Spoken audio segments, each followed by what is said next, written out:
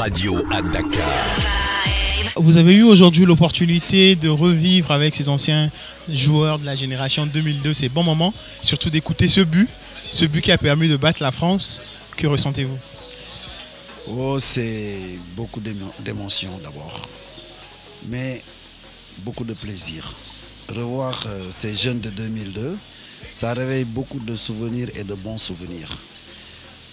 De voir le chemin qu'on a fait pour arriver à ce stade. Donc aujourd'hui, je ne peux que me réjouir de toutes ces interventions, mais surtout de montrer à la face du monde l'engagement qu'ils avaient pour leur pays. Ce sens patriotique qu'on a pu développer au sein de la tanière, grâce aussi à des gens de grande valeur.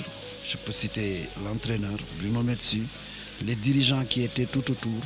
Cette tanière dont on parle, c'était une grande famille. Et si on est arrivé à ces résultats, c'est par la conjugaison des efforts. Parce qu'il y a beaucoup de travail de l'ombre qu'on ne voit pas, mais c'était vraiment quelque chose, un cadre qui a été bien préparé par de grands dirigeants avec des acteurs engagés et volontaires. Donc c'est tout un plaisir. Le seul peut-être, je ne dirais pas bémol, mais c'est que cette génération ne doit pas, en tout cas, aller à l'individuel ou à l'individualisme. Ils doivent créer un cadre et comprendre qu'aujourd'hui, ils ont eu des droits. C'est le temps des devoirs maintenant. Créer un bon cadre qui aiderait les jeunes Sénégalais à s'épanouir, soit dans le sport, soit dans l'éducation, et peut-être même faire quelque chose pour la santé des populations, au lieu de le faire en solo. Donc moi je pense que ce cadre m'est très cher. J'en ai parlé avec Habib et je sais que sa promesse sera tenue. Je ne sais pas ce que ça deviendra, mais il s'engagera et va s'investir pour ça. Enfin, un saut rapide de l'ancienne génération à la nouvelle.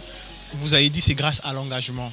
Et parce qu'il y avait un groupe solide, est-ce que vous pensez est-ce que vous retrouvez les mêmes aspects dans ce groupe actuel qu'a le coach Aliou Cissé? Est-ce que au regard des deux matchs que vous avez vus des éliminatoires, vous vous dites il y a quelque chose qui se crée ou il y a quelque chose qui a se créé? Moi je pense que, comme on le dit, comparaison n'est pas raison.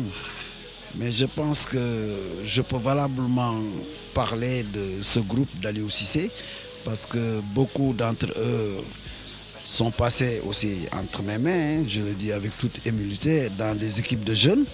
Moi, je pense qu'il y a quand même une philosophie qui se développe. Et ce groupe aussi, sur le plan de l'engagement, du patriotisme, c'est un groupe sur qui on peut compter. Même s'il y a beaucoup de débats sur le jeu, se qualifier à une Coupe du Monde, il faut le faire.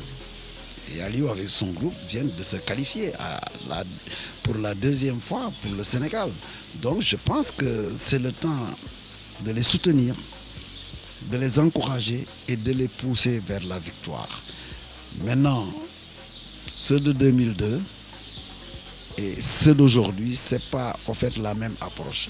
Mais pour moi, leur sens, à mon sens, ils ont beaucoup de chance. Ils ont un entraîneur qui a fait la Coupe du Monde 2002, qui était capitaine de l'équipe.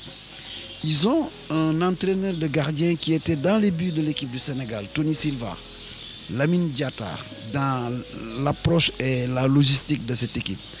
Omar Daf, je pense qu'ils sont bien servis pour ne serait-ce que transmettre à ces jeunes une certaine expérience à partir de leur vécu.